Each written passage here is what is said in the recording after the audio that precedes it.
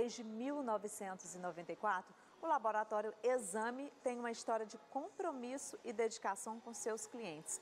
Possui um serviço reconhecido por instituições nacionais e pela classe médica. É certificado pelo Sistema Nacional de Acreditação pela qualidade dos serviços prestados.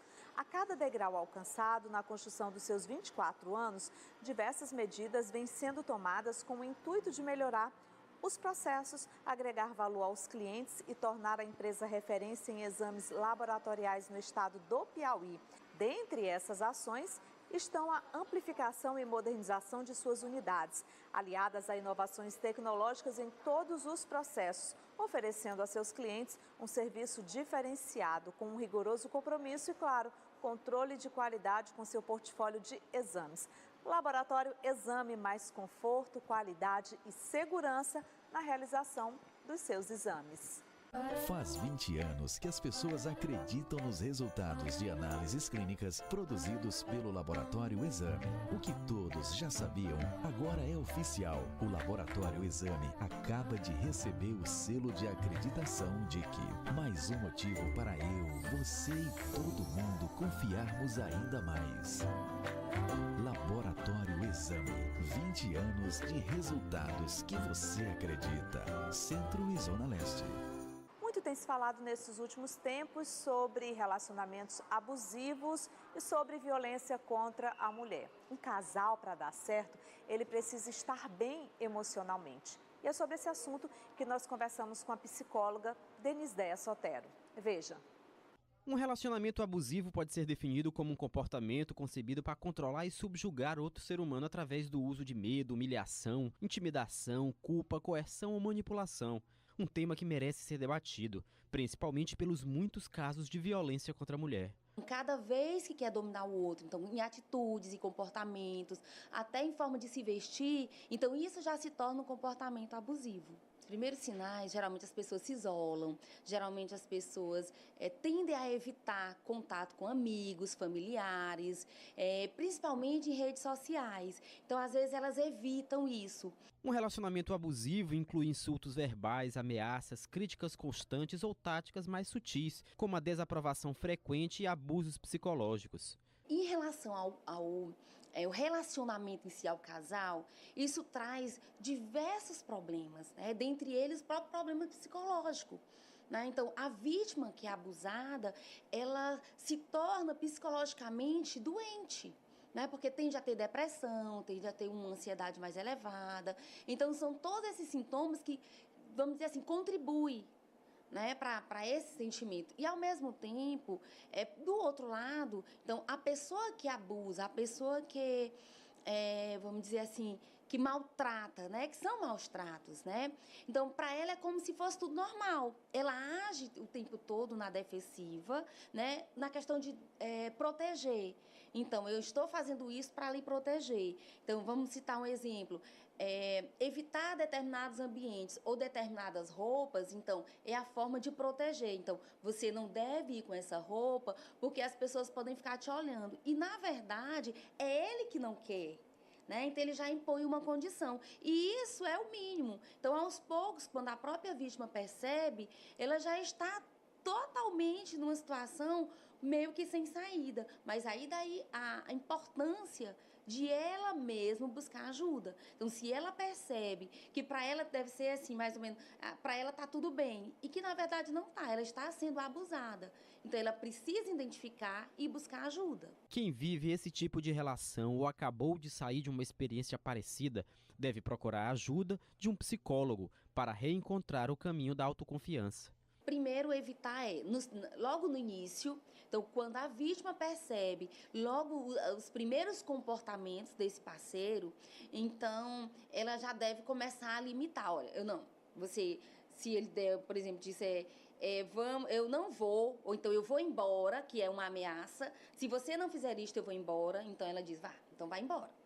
Ou seja, ela já tem que começar a cortar essa manipulação dele, que é uma forma de, aos poucos, ele manipulando. Muitas vezes as pessoas, elas percebem que o relacionamento não está bem, né? Mas mesmo percebendo, é como se fosse aceitando. Então, um vai aceitando as atitudes do outro até que chega um momento que não dá. então explode. Né? E isso pode ser trabalhado através de conversas, o diálogo é sempre muito importante.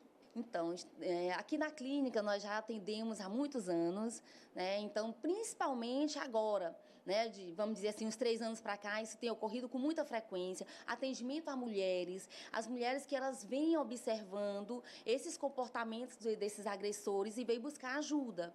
Né? Então, eu queria agradecer a oportunidade, que é o Canal Saúde, e dizer para você que está nos assistindo, que busque ajuda. Se você observa que está tendo está ocorrendo isso com você, no teu relacionamento, esse relacionamento abusivo, busque ajuda. Não feche os olhos, não deixe para antes.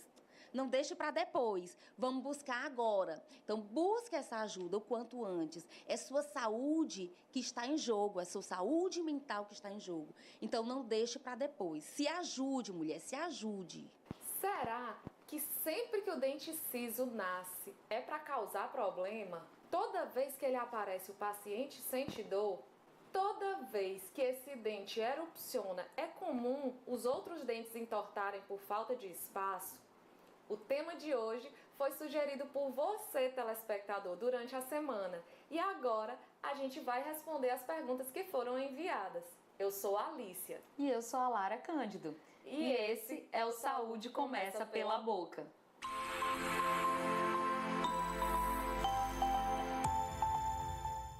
Lara, então, o que são esses famosos terceiros molares que tanto nos dão dor de cabeça? Bom, o terceiro molar ele também é conhecido como siso, como dente do juízo ou até dentiqueiro. Ele é o último dente que se desenvolve no ser humano. Então, ele se desenvolve lá no final de cada arcada. É comum a gente ter 4 terceiros molares e eles se desenvolvem ali pelos 18 anos de idade. Todo mundo tem terceiro molar, Lara, ou algumas pessoas já nascem sem esse dente? Não, nem todo mundo tem terceiro molar.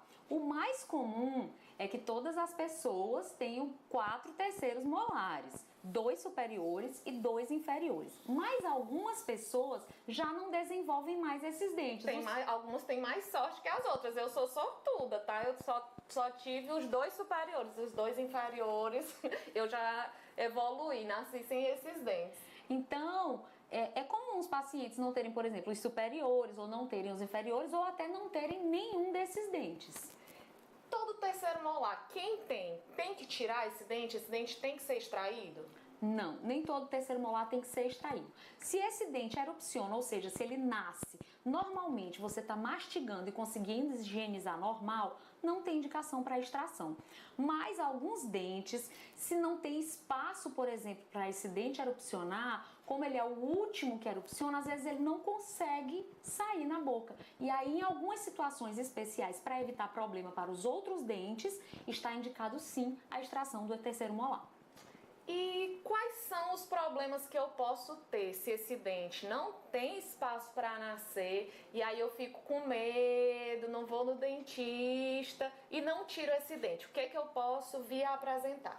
Bom, tem alguns problemas que são os mais comuns e é importante que a pessoa saiba para preveni-los. Então, os 2 problemas mais comuns são o dente vizinho ao terceiro molar que fica afetado, que é o segundo molar. Então, como esse dente terceiro molar não tem espaço para erupcionar, para nascer, ele começa a encostar no segundo molar. E aí ele pode ou reabsorver a raiz daquele segundo molar, porque ele fica encostadinho, ou ele pode encostar na parte mais de cima, que a gente chama coroa, e o paciente não consegue passar fio dental, não consegue higienizar, ele vai causar uma cárie no dente vizinho, que é o segundo molar, e o coitado que não tinha nada a ver, se você não cuidar daquilo cedo, você acaba perdendo aquele dente. Outro problema que pode acontecer é que as pessoas confundem muito e dizem, terceiro molar quando está nascendo sempre dói. Isso não é verdade. É que na maioria das vezes, quando o terceiro molar está erupcionando, nascendo, tem uma capinha de gengiva que fica ali em cima que pode inflamar. Por quê? Porque você não consegue higienizar embaixo. A gente chama isso de pericoronarite. Então, como você não consegue higienizar, na maioria das vezes está indicado extrair aquele terceiro molar, porque já fica lá atrás, é mais difícil de fazer a higiene. Outras coisas que pode acontecer relacionado a um terceiro molar que não tem espaço para erupcionar, ele ficar incluso, retido, a formação de cistos, ou fratura da mandíbula, ou lesões do nervo. Claro que são casos mais raros, mas sim podem acontecer. E se a pessoa, esse dente não nasceu, isso quer dizer que a pessoa não tem esse dente, ele não tá lá na boca, ela contou ali, tem 2 molares só inferior, o terceiro não nasceu. E aí, ela não tem esse dente? Não. Na verdade, isso quer dizer que ela tem que procurar o cirurgião dentista e esse cirurgião dentista vai solicitar uma radiografia, normalmente uma radiografia panorâmica, que é uma radiografia grande, que pega todos os dentes de uma vez só, e aí ela vai ver se esse dente não está incluso, ou seja, guardadinho lá dentro do osso, e vai ver se esse dente está em via normal de nascer ou se esse dente tem que ser removido, porque tem uma hora certa para remover esse dente. E qual é a hora certa de fazer a extração desses terceiros molares, caso tenha realmente a indicação? Bom, a hora certa é sempre prevenindo os problemas. A hora certa é antes que esse dente termine de desenvolver completamente as suas raízes. Ou seja, é entre os 18 e os 25 anos de idade, porque os estudos relatam que se esse paciente remove esses dentes antes dos 25 anos de idade, ele tem muito menos complicações pós-operatórias, como, por exemplo, a dor, a limitação da abertura de boca e o edema. Então, prevenir nesse caso é realmente melhor do que remediar. E aí, gostaram das nossas dicas de hoje? Sigam a gente aqui nas nossas redes sociais e continuem mandando as sugestões e dúvidas. Até o próximo. Saúde começa pela boca!